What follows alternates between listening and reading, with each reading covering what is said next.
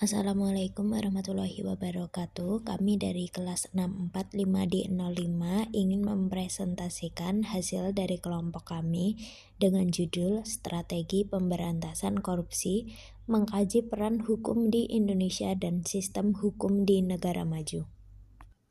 Perkenalkan, anggota kelompok kami ada Sofi Dwi Yustina, Angela Kewatukan, Yuliana Dwi Kurniawati, Aulia Malikal Zahra, dan Sasna Evia Wulandari. Apa sih itu korupsi? Berdasarkan Undang-Undang Nomor 31 Tahun 1999 tentang Pemberantasan Tindak Pidana Korupsi, definisi korupsi merujuk pada beberapa jenis di antaranya: tindakan kerugian keuangan pada negara, suap menyuap, penggelapan jabatan, pemerasan, perbuatan curang, pembentukan kepentingan dalam hal pengadaan dan gratifikasi. Strategi pemberantasan korupsi di Indonesia dikenal dengan nama Trisula Pemberantasan Korupsi. Untuk sula pertama yaitu sula penindakan. Sula penindakan menyasar peristiwa hukum yang secara aktual telah memenuhi unsur tindak pidana korupsi sesuai undang-undang.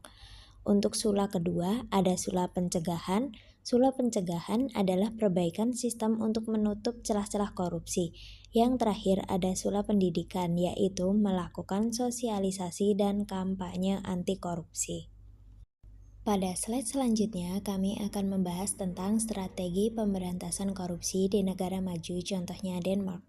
Denmark memiliki lembaga ombudsman bernama Folketinget Ombudsman atau Danish Parliamentary Ombudsman yang mengepalai pemberantasan korupsi dan terintegrasi langsung dengan pemerintahan. Pejabat Denmark cenderung memiliki gaya hidup yang jauh dari kemewahan. Politikus negara menjadi panutan bagi masyarakat dengan cara hidup yang sederhana, juga memiliki inisiatif dalam melakukan publikasi pengeluaran bulanan mereka. Kebijakan transparansi bernama Skema Keterbukaan sudah diberlakukan sejak tahun 2009 dan menjadi upaya pengawasan yang efektif untuk memantau perilaku para pejabat negara. Dalam upaya pemberantasan korupsi, tentunya kita memiliki tantangan tersendiri. Tantangan yang dihadapi negara Indonesia dalam pemberantasan korupsi ada 4. Yang pertama ada budaya korupsi. Budaya korupsi yang sudah mengakar kuat di berbagai sektor menjadi tantangan utama. Masyarakat menganggap perilaku korupsi sudah biasa dan diturunkan dari orang tua kepada anaknya. Untuk yang kedua, ada penegakan hukum.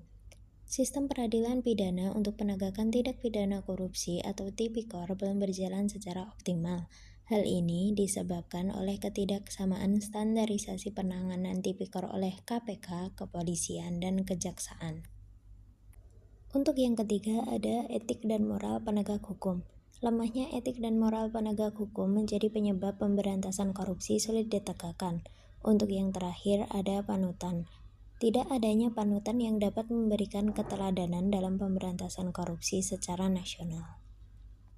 Di Indonesia sendiri, tantangan terberat untuk melawan korupsi adalah masih maraknya budaya korupsi yang mengakar kuat di berbagai sektor. Nepotisme, penyuapan, dan penggelapan telah mendarah daging dalam sejumlah praktik birokrasi, sehingga menghambat efektivitas upaya pemberantasan korupsi. Untuk mengatasi tantangan-tantangan tersebut, beberapa upaya yang dapat dilakukan adalah 1. Membentuk atau memperkuat lembaga anti korupsi yang independen dan berwenang. 2. Meningkatkan transparansi dalam pengadaan kebijakan dan pengelolaan keuangan pemerintahan. 3. Meningkatkan sistem pengawasan internal di dalam pemerintahan. 4. Memberikan pelatihan etika kepada pegawai pemerintah. 5. Melakukan penerangan hukum, pelayanan hukum, serta penyuluhan hukum. Pada slide selanjutnya, kami akan membahas tentang beberapa contoh negara maju yang berhasil memberantas korupsi. Untuk yang pertama ada Finlandia. Korupsi pemerintahan hampir nihil di Finlandia saat ini. Tidak ada tradisi suap menyuap dan gratifikasi. Perihal korupsi semuanya tercantum dalam UU Pidana Finlandia dan ditegakkan dengan baik. Bersihnya Finlandia dari korupsi juga berkat kultur keterbukaan dan transparansi dari penyelenggara negara, sistem pengendalian internal dan eksternal yang luar biasa, hingga keterlibatan masyarakat sipil dalam pemberantasan korupsi. Korupsi yang hampir nol tentu saja berdampak pada pelayanan publik untuk rakyatnya. Di Finlandia, pendidikan gratis mulai dari SD hingga universitas.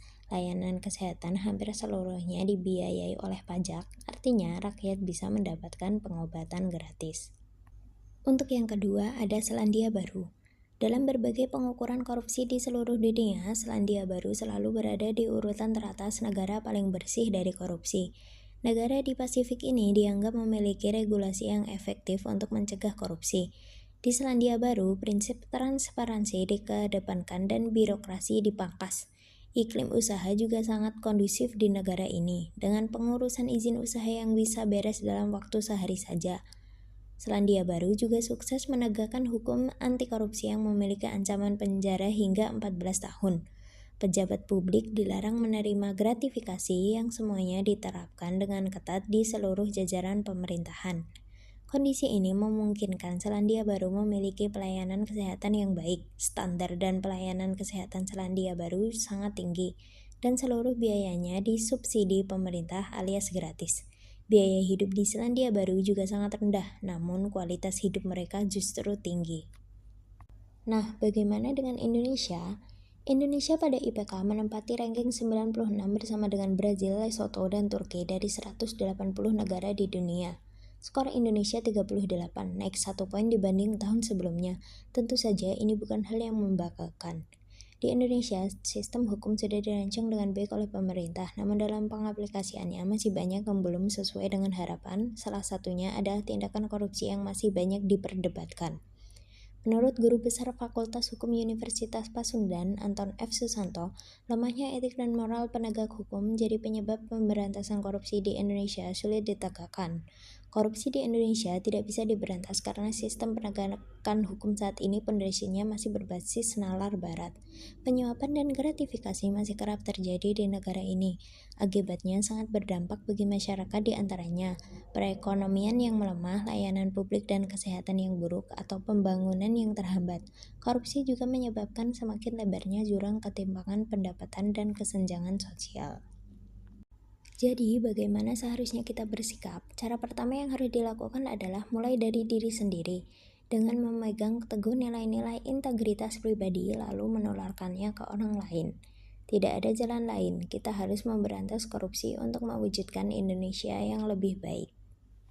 Kesimpulan, korupsi merupakan masalah global yang merusak integritas pemerintahan dan menghambat pertumbuhan ekonomi, baik di negara berkembang seperti Indonesia maupun di negara maju. Pemberantasan korupsi di Indonesia menggunakan strategi Trisula Pemberantasan Korupsi yang meliputi penindakan, pencegahan, dan pendidikan untuk menciptakan efek jera, memperbaiki sistem, serta meningkatkan kesadaran anti korupsi di masyarakat. Untuk mencapai keberhasilan dalam pemberantasan korupsi, Indonesia perlu memperkuat lembaga anti korupsi yang independen, meningkatkan transparansi dalam pengelolaan pemerintahan, serta memberikan teladan integritas dari para pemimpin. Dengan strategi yang tepat dan kesadaran bersama, pemberantasan korupsi dapat menciptakan masa depan yang lebih baik bagi Indonesia. Sekian dari kami, kurang lebihnya kami mohon maaf. Wassalamualaikum warahmatullahi wabarakatuh.